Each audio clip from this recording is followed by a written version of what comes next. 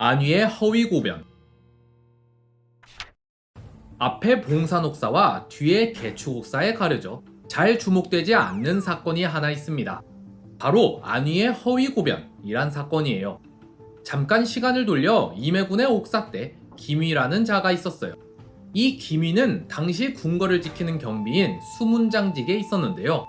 근데 임해군의 옥사가 시작되자 김위가 이런 보고를 합니다. 제가 국문 경비를 서고 있을 때 임해군 내 노비가 철퇴와 대검을 가지고 국문으로 들어가는 걸 직접 봤습니다. 그러자 바로 들고 일어나는 대신들, 궁궐을 지키는 경비란 자가 웬 노비가 철퇴랑 대검을 들고 궁궐로 들어가는 걸 봐놓고서도 맡기는커녕 쳐다보고만 있었다면 처벌을 받아야 되는 것 아닙니까? 심지어 이 자는 여태 그걸 보고도 안 하고 있다가 옥사가 시작되는 걸 보고서는 이제서야 보고를 올리는 게 말이 됩니까? 당장 김위를 잡아다 국문하소서. 당연히 이게 맞죠. 근데 광해가 버럭 화를 내더니 김위를 국문하지 못하게 막습니다. 그러고는 오히려 이걸 가지고 옥사를 더욱 키웠는데요. 심지어 이 일로 김위는 2등 공신의 이름을 올리고 군호까지 하사받았죠. 이 사건은 허위 고변을 해도 그 고변이 왕의 마음에만 들면 처벌은커녕 오히려 상을 받는다는 좋은 선례를 남겼습니다. 자, 그리고 시간이 흘러 이걸 똑같이 해먹으려는 자가 나타나는데 바로 안위라는 자였는데요. 안위는 주변에 이런 식으로 엮어서 팔아먹을 놈 어디 없나 하고 둘러보던 중 좋은 먹잇감을 하나 발견합니다. 바로 조극신이란 인물로, 이 조극신은 원래부터 정신병이 있어서 이상한 말을 많이 하고 다녔어요. 그래서 마을 사람들한테도 미움을 많이 받았는데요. 근데 이 조극신이 조덕형이라는 인물이랑 싸웠다는 겁니다. 이 소식을 들은 안위는 조극신을 찾아가 같이 말을 맞춰서 조덕형을 영모로 몰자고 꼬십니다. 그러더니 몰래 관할을 찾아가서는 먼저 고발을 해버리는 안위. 이때 안위는 조극신한테 들은 거라면서 말을 대충 얼버무립니다. 상황이 돌아가는 꼴을 보고서 일이 잘 풀리면 최초 고변자라는 타이틀을 얻고, 일이 잘못 꼬여서 허위 고변인 게 들킬 것 같으면 자기는 단지 조극신한테 그렇게 들었을 뿐이라면서 조극신한테 덮어 씌우려 했던 건데요.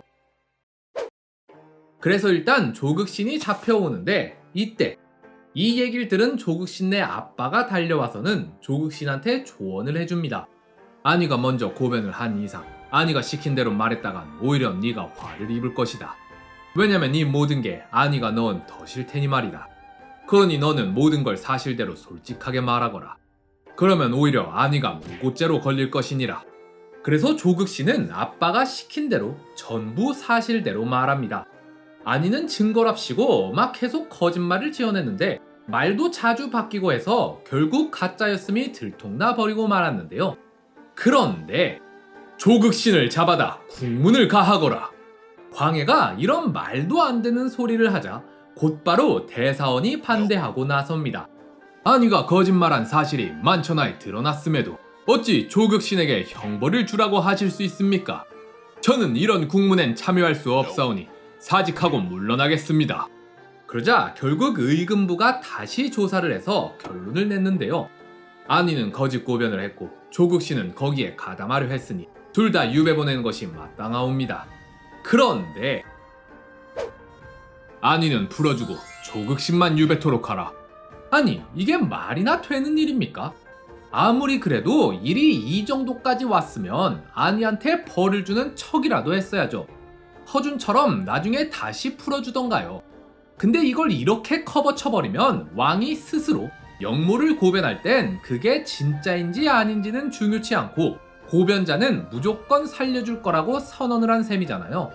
이 때문에 나중엔 가늠하다 걸린 자도 허위 고변을 하고 도둑질하다 걸린 자도 허위 고변을 하는 등 허위 고변이 무슨 면죄부라도 되는 양 판을 치는데요. 그리고 이 일 때문에 결국 조선에는 어마어마한 피바람이 불게 되는데, 은상 살해 사건. 봉산옥사가 일어난 바로 다음 해인 광해군 5년 4월, 조령에서 사건이 하나 발생합니다. 웬 괴한 무리가 지나가던 은상인을 죽이고 은 6,700냥을 탈취해 도망쳐버린 건데요. 범인을 잡아와 조사를 마치고 이제 형을 내리려는데 그때 범인 중 한 명이 갑자기 엄청난 상소문을 올립니다. 저희는 단순 절도범이 아니옵니다. 훗날 왕을 몰아내고 영창대군을 옹립하기 위해 자금을 모으던 것이옵니다.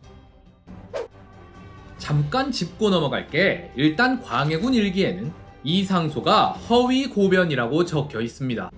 이이첨이 사건을 부풀리기 위해 박응서한테 사람을 보내서는 얼마 전에 있었던 안위의 허위 고변 사건을 들어봤느냐.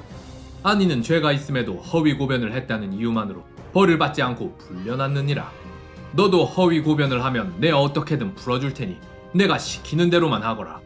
라고 해서 이이첨의 사주를 받고 일을 벌였다는 건데요. 근데 앞서 말했듯 광해군 일기는 광해군을 몰아내고 정권을 잡은 서인 세력이 기록한 겁니다. 따라서 이 얘기를 100% 믿을 순 없겠죠. 다만 확실한 건 이 상소로 인해 훗날 엄청난 사건이 벌어졌음에도 박응서는 처벌을 받지 않았습니다. 신하들은 강력 처벌을 주장했지만 광해는 끝까지 그를 두둔했는데요. 게다가 나중엔 다시 관직에 나오는 것도 허락해줬죠. 허나 결국 인조 반정이 일어나고 정권이 뒤집히면서 박응서는 무고죄로 잡혀와 처형당하고 맙니다. 다시 본론으로 돌아와서 박응서가 올린 상소문에는 이런 내용이 적혀 있었습니다. 강변치루라고 명문가 자제 7명으로 이루어진 모임이 있어요. 장정 7명이 강변에 집을 짓고 함께 산다고 해서 강변치루라고 불렀는데요. 이들은 전부 명문가 출신인데다 글솜씨도 꽤 좋았지만 서자 출신이라는 신분적 한계 때문에 관직에 오를 수가 없었습니다. 그래서 1608년에 광해에게 서자도 관직에 나아갈 수 있게 해달라고 상소문을 올렸는데요. 하지만 단칼에 거절당하고 말았죠. 그러자 빡이 돌아서 반란을 계획하기에 이르는 이들. 일당은 서양갑을 대장으로 삼고 구체적으로 영모 계획을 짭니다. 일단 큰 일을 하려면 돈이 필요하니 자금 조달을 위해 은상인을 습격한 거예요. 일이 잘 풀렸다면 여기서 얻은 돈으로 궁궐 경비병을 매수해 성문을 열게 한 뒤 장정 300명을 동원해 궁궐을 습격하려 했는데요. 그 다음에 왕과 세자를 죽이고 영창대군을 옹립한 뒤 대비에게 수렴청정을 맡기고 자기들끼리 주요 관직을 꿰차려 했죠. 개추곡사. 영모라니! 발작 버튼이 눌린 광해는 어김없이 직접 국문에 나섭니다. 관련자들이 줄줄이 잡혀 들어오면서 본격적인 옥사가 시작되는데요. 대장으로 지목된 서양갑은 혹독한 고문을 받으면서도 절대 아니라면서 극구 부인을 합니다. 전하, 이는 모함이옵니다. 신은 결코 영모를 꾸민 적이 없사옵니다.